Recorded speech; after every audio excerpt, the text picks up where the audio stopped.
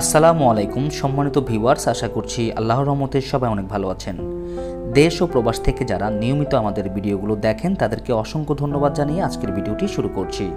তো ভিউয়ার্স, আজকের ভিডিওর টপিকটা হচ্ছে কিভাবে আপনারা ব্রিক ফাউন্ডেশন দিয়ে একতলা কমপ্লিট করবেন। 4টি বেডরুম, 2টি টয়লেট, একটি কিচেন দিয়ে খুব অল্প জায়গার মধ্যে 1080 স্কোয়ার ফিট জায়গার মধ্যে কিভাবে একটি বাড়ি নির্মাণ করবেন। তো ভিউয়ার্স, এই বাড়িটির ভিতরে বাইরে কিভাবে কি রাখা হয়েছে এবং নিচ থেকে এতটুকু করতে এখন পর্যন্ত কত টাকা খরচ হয়েছে, পুরোপুরি একতলা ফাউন্ডেশন দিয়ে একতলা কমপ্লিট করতে কত টাকা খরচ হবে তা নিয়ে বিস্তারিত আলোচনা করব।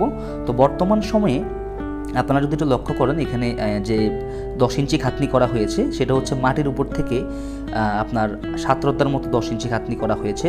তো এটার মোটামুটি কলম দেওয়া হয়েছে 8টা। তো 8টা কলমের নিচে মোটামুটি 4 কোণা 4টা এবং মাঝখানে 4টা, সব মিলিয়ে 8টা। তো 8টা বেসের মধ্যে আমরা প্রথমেই 5 ইঞ্চি গভীরে গিয়েছি। 5 ইঞ্চি গভীরে যাওয়ার পরে আমরা প্রথমে 25 ইঞ্চি খাতনি করেছি।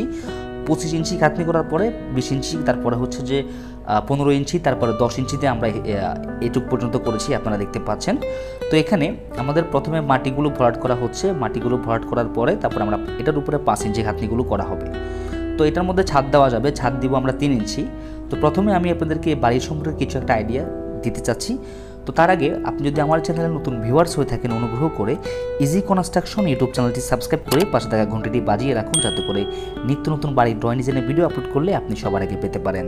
আর আমাদের এই চ্যানেলে আরও অনেক বাড়ির ড্রয়িং ডিজাইনের ভিডিও দেওয়া আছে, আপনারা চাইলে সেই ভিডিওগুলো দেখে আসতে পারেন। তো ভিউয়ার্স, আপনারা যদি লক্ষ্য করেন, আমাদের এই বাড়িটির 4টি কর্নারে মোট 4টি বেডরুম দেওয়া হয়েছে। তো বেডরুমগুলোর সাইজ আমরা সেমভাবে রেখেছি 11 ফিট বাই 12 ফিট করে। তো আপনারা যাদের বাজেট খুবই কম, যারা এরকম একটি কোনোরকম ছাদ দিয়ে থাকতে চাচ্ছেন, তারা আজকের ভিডিওটি সম্পূর্ণ দেখতে পারেন, কারণ আজকে ব্রিক ফাউন্ডেশন দিয়ে কিভাবে সিঁড়ি না দিয়ে একতলা একটি বাড়ি নির্মাণ করবেন তা নিয়ে বিস্তারিত আলোচনা করব ইনশাল্লাহ। অবশ্যই আশা করছি সাথেই থাকবেন। তো এখানে দেখতে পাচ্ছেন যে আমাদের রুমগুলো আগে থেকেই বেস থেকে আমাদের নিচ থেকে অলরেডি রুমগুলো বেশি উঠছে। তো এখানে যে 10 ইঞ্চি খাতনি আছে, এখান থেকে কিন্তু আপনার এটার উপরে কিন্তু 5 ইঞ্চি খাতনি হবে, যার মাধ্যমে কিন্তু আমাদের রুমগুলো আগে থেকেই কিন্তু ভাগ হয়ে গেছে। তো আপনারা যদি এরকম করে করতে চান ব্রিক ফাউন্ডেশন দিয়ে, তাহলে অবশ্যই মাটির গুণাগুণ পরীক্ষা করার পরে অবশ্যই আপনারা ব্রিক ফাউন্ডেশন দিলে টিকবে কিনা এবং আপনারা কিভাবে দিতে যাচ্ছেন সেই বিষয়গুলোর উপরে ভিত্তি করে দক্ষ একজন ইঞ্জিনিয়ার থেকে ড্রয়িং ডিজাইন করিয়ে তারপরে দেওয়ার চেষ্টা করবেন। তো ভিউয়ার্স, আমরাও সারা বাংলাদেশের 64 জেলায় ড্রয়িং ডিজাইনে কাজ করে থাকি। আপনারা চাইলে আমাদের সাথে স্ক্রিনে থাকা নাম্বারে যোগাযোগ করতে পারেন।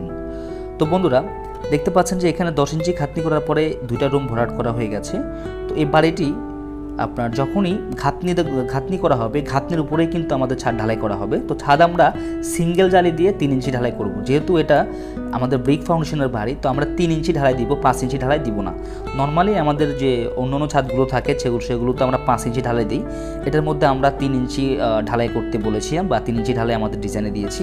তো আমাদের ড্রয়িংয়ে যেভাবে আছে যদি সেইভাবে করে ইনশাল্লাহ আশা করছি কোনো সমস্যা হবে না। যদিও আমি রেকমেন্ড খুবই কম করি ব্রিক ফাউন্ডেশন দিয়ে, কিন্তু আমাকে এ ভাইটি খুবই রিকোয়েস্ট করে বলেছে যে ভাই আমার বাজেট খুবই কম, আমার একটা বাড়ি খুবই দরকার, সেজন্য ওনাকে বিষয়টি বাড়িটি করে দিয়েছি। তারপরেও আমরা এই বাড়িটির ভিতরে সিমেন্ট যে বালুর কমিউনিকেশন সেটা আমরা বাড়িয়ে দিয়েছি, এবং এটাতে প্রচুর পরিমাণ পানি ব্যবহার করা হবে প্রত্যেকটি ঘাতনির মধ্যে, যাতে করে ঘাতনিটি টেকসই বা মজবুত হয়। কেননা এটার উপরে ঘাতনির উপরেই এটা আসলে পুরো বিল্ডিংটি টিকবে এবং ছাদটি ঘাতনির উপরে থাকবে। তো বন্ধুরা, আপনারা যদি বর্তমান সময়ে আপনারা যদি ব্রিক ফাউন্ডেশন দিয়ে করতে চান তাহলে করতে পারেন, তাতে কোনো সমস্যা নেই। কিন্তু এটা একতলার বেশি কখনোই দোতলা করা যাবে না। প্রথমত হচ্ছে এটা, দ্বিতীয়ত হচ্ছে যে আপনারা সেফটি ট্যাঙ্কিটা নিচের ট্যাঙ্কি দিবেন, উপরে কোনো ট্যাঙ্কি হবে না। ছাদের উপরে শুধু একটি পানির জন্য যে একটা ট্যাঙ্ক থাকে, সে একটা ট্যাঙ্ক আপনারা যে কোনো বাড়ির এক কর্নারে দিবেন। তাছাড়া ছাদের উপরে কোনো পরিমাণ কোনো লোড পড়তে দেওয়া যাবে না, সেই বিষয়টা অবশ্যই মাথায় রাখবেন। তো ভিউয়ার্স, দেখতে পাচ্ছেন এটা হচ্ছে সেফটি ট্যাঙ্কিটা। তো সেফটি ট্যাঙ্কিটা আমরা প্রথমে নিচে ঢালাই করেছি, ঢালাই করার পরে 5 ইঞ্চি খাতনি করা হচ্ছে। তো এটা যে বাড়ির সম্পূর্ণ ময়লাটা থাকবে, তা আপনারা চাইলে এরকম করে নিতে পারেন। তো এই বাড়িটি 1180 স্কোয়ার ফিটের মধ্যে করা হচ্ছে। আমরা সর্বোচ্চ 1100 থেকে 1100 স্কোয়ার ফিটের বেশি যায় না। 1100 স্কোয়ার ফিট হলে আপনি মোটামুটি ব্রিক ফাউন্ডেশন দিয়ে করতে পারবেন। 1100-র বেশি হলে আপনি কখনোই ব্রিক ফাউন্ডেশন দিয়ে করার চেষ্টা করবেন না, কেননা তাতে করে আপনাদের রিস্কটা বেশি হয়ে যাবে। তো বাড়ি ছোট সেই জন্যই করা হচ্ছে এবং মাটির কন্ডিশনও ভালো। আপনারা দেখতে পাচ্ছেন যে এখানে আমরা প্রথমে 5 ফিট গভীরে গিয়েছি। 5 ফিট গভীরে গিয়ে প্রথমে 25 ইঞ্চি, তারপরে 20 ইঞ্চি, তারপরে হচ্ছে আপনার 15 ইঞ্চি, তারপরে 10 ইঞ্চি, এ পর্যন্ত আমরা এসেছি।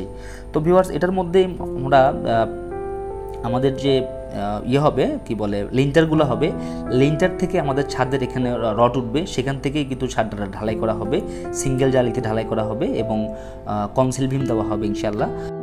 ধাপে ধাপে আমাদের এই চ্যানেলের মধ্যে আমরা কাজের আপডেট আপনাদেরকে দেওয়ার চেষ্টা করব। তো এই বাড়িটিতে আপনারা যদি দেখেন যে এখানে আমরা ভিটের মধ্যে বালু না ফেলে আমরা মাটি ফেলতেছি।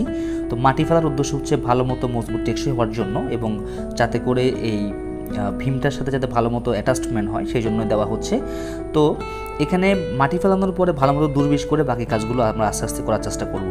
তো ভিউয়ার্স, এই বাড়িটি এতটুকু করতে এখন পর্যন্ত খরচ হয়েছে মাত্র 4 লক্ষ টাকা এবং পুরো বাড়িটি কমপ্লিট করতে লাগবে 15 লক্ষ টাকা। তো ভিউয়ার্স, ভিডিওটি ভালো লাগলে চ্যানেলটি সাবস্ক্রাইব করবেন। আসসালামু আলাইকুম।